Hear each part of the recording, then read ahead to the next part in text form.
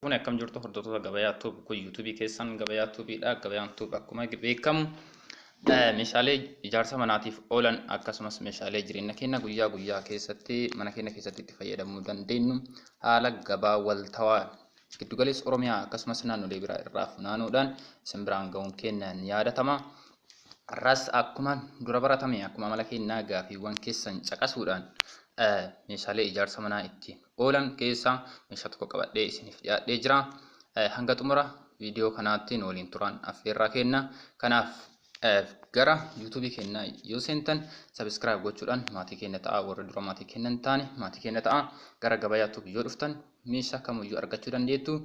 Kan argattan alattis wanta barbaadan fedhii keessan irratti hundooftanii ajajachuu dandeettu. Nuti ammoo ajaja keessan guunnee fedhii keessan isinii guutuuf gaafii keessan deebisuudhaaf yeroo kamuu qophiidha. Gara gabayaa YouTube dhuftanii gaafannaan gaafii keessan hanga yaada keessaniitti olitti argattanii. Kanaaf gara gabayaa YouTube dhuftanii gaafachuu hin dagatinaa. Wanta gaafachuu qabdan kamuufuu deebii ni argattu isiniin jedha. Kanaaf guyyaa har'aa akkuma baratame meeshaalee ijaarsa manaatiif oolan keessaa feerroo qabadhee isiniif dhiyaadheera. Feerroon ijaarsa manaa keessatti gahee olaanaa qaba. Mana keenya bareechuudhaafis jecha akkasumas ammoo dandeettii mana keenyaa cimsuudhaafis fakkeenyaaf girgiddaa manaa naannoowwan gammoojjiitti biyyeen naannoo baay'ee tokko salphaadha. Biyyeen salphaan kun ijaarsa manaa baachuu hin danda'u. Isa kana keessatti ammoo ijaarsa manaa baachuu kan danda'u feerroodha. Kanaaf anis gaafii keessan irratti hundaa'uun guyyaa har'aa feerroo qabadhee isiniif dhiyaadhee jira. Kanaafis hordoffiin keessan xiyyeeffannaa haa ta'u isiniin jecha. Feerroon akkuma beekamu gara faayidaa isaatiitti jalqaba gaafa isin seenu fakkeenyaaf ijaarsa mana mukaa ijaaruu keessattis feerroo fayyadamuun barbaachisaadha. Mana mukaan ijaarree gaafa xumurru afoo isaa irratti barandaa muka fayyu kan ammoo sibiila laameraa fayyadama namni tokko iddoo kanatti osoo feerroo fayyadamne baay'ee tokko bayeessa gubbaa irratti barandaa irratti mana mukaan ijaarree barandaa isaa irratti gatarii hojjuu dandeenya. Gatarii jechuun geexii gubbaa isaa irratti hojjetamu barandaa irratti jechaadha. Inni kun ba'aa guddaa waan qabuuf feerroo gaafa fayyadamne dandeettii mana keenyaa ni cimsa.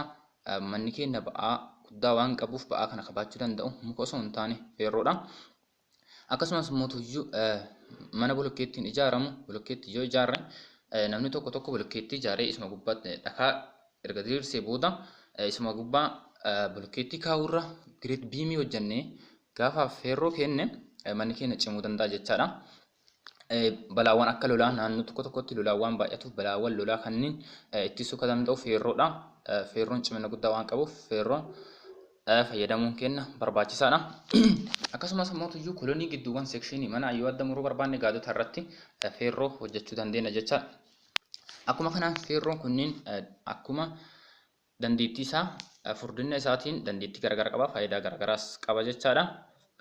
Gabaa irratti feerroo bituu yoo barbaanne feerroon abbaa 8 jira. Abbaan 12 jira. Abbaan 10 jira. Abbaan 14 jira. Abbaan 16 jira. 18 hanga 24 jira jechaadha. Isaan kanneen keessa irra caalatti feerroon barbaachisaan ijaarsa manaatiif oolu qadhina gadaanaas kan hin qabne furdina olaanaas kan hin qabne feerroo abbaa 8 kaasee hanga abbaa 16 jiru feerroowwan ijaarsa manaatiif oolan jechaadha. Isaan kunniinis akkuma furdinaa fi dandeettii garaagaraa qaban gatiin isaanis garaagaraa isiniin jedhee jira. Gatiis garaagara qabu.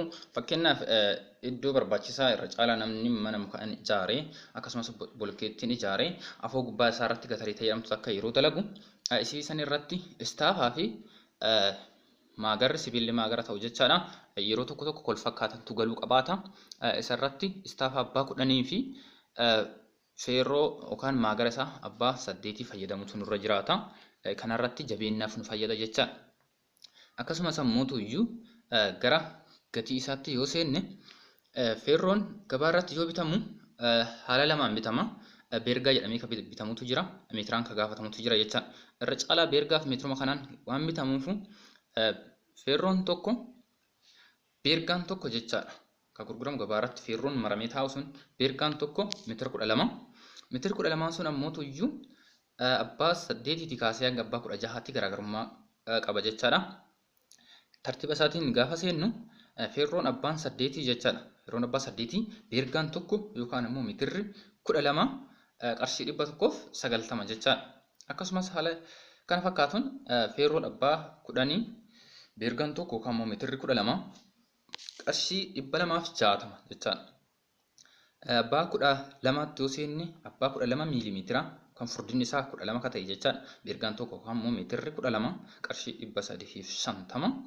Haaluma kana fakkaatuun abbaan 14 qarshii 540. Abbaan 16 qarshii 710 jechaadha. Kanaaf haalli isaa gatiin isaa kana fakkaata. Haala kanaan laallee ijaarsa mana keenyaa madaallee fakkeenyaaf namni mana wal fakkaatu ni ijaaru. Mana xixiqqaa yookaan immoo gubbaarratti G+ kan hin qabne jechaadha. G+ kan hin qabne feerroowwan kanneen fayyadamuu dandeenya jechaadha. Gaafa G+ mana ijaaru G+1 ta'uu danda'a, G+2 ta'uu danda'a. Gaafa kana ijaaru ammoo iyyuu abbaa 18 dabalee fayyadamuu dandeenya jechaadha. Isa kana keessatti fakkeenyaaf feerroon abbaa 8 as keessatti biimii yookaan immoo kolonii fayyadamne isa keessatti ammoo iyyuu istaafaa goonee fayyadamuu dandeenya jechaadha. As biratti ammoo akka feerrootti kan tajaajila istaafaan takka jirti. Abbaa tiknasiin isii yookaan immoo abbaan furdinni isii 6 miilimeetira ka taate jechaadha. Isin ka gurguramtuun kiiloogiraamaani. Isin kiiloogiraamiin tokko qarshii 50 jechuudha. Isis fayyadamuu waan dandeenyuuf irra caalaa isitu fayyadama. Kiiloogiraamiin takka qarshii 50 jechaadha. Kanaaf haalli feerroo gatiin isaanis furdinnii fi ulfaatinni isaanis kana fakkaata. Kana laaltaniitiin mana keessanis ijaarsa gam ijaaruu akka barbaaddan haala kamiin ijaaruu akka barbaaddan tilmaamtanii gabaa giddugala Oromiyaa irratti tilmaamamee haala kanaan gurgurama. Gatii kanas laaltanii ijaarsa mana keessaniitti seentanii dalagachuu ijaarrachuu dandeettan jechaadha. Kanaaf meeshaalee hafanis haala kamiinuyyuu koottaa karaa keessaatiin lakkoofsa isiniif kennameen gaafii kamuu nu dhiyeessaa. Nuti ammoo gaafii keessan deebisuuf jecha gara gabaatti dhiyaannee gatii isaa gaafannee isiniif deebisuudhaaf fedhii guutuudhaan kaanee jirra. Kanaaf koottaa gaafadhaa. YouTube keenya hordofaa, subscribe godhaa. Warri gara jalqaba gara keenya dhuftan subscribe godhaa maatii ta'a. Like, share gochuu hin dagatina.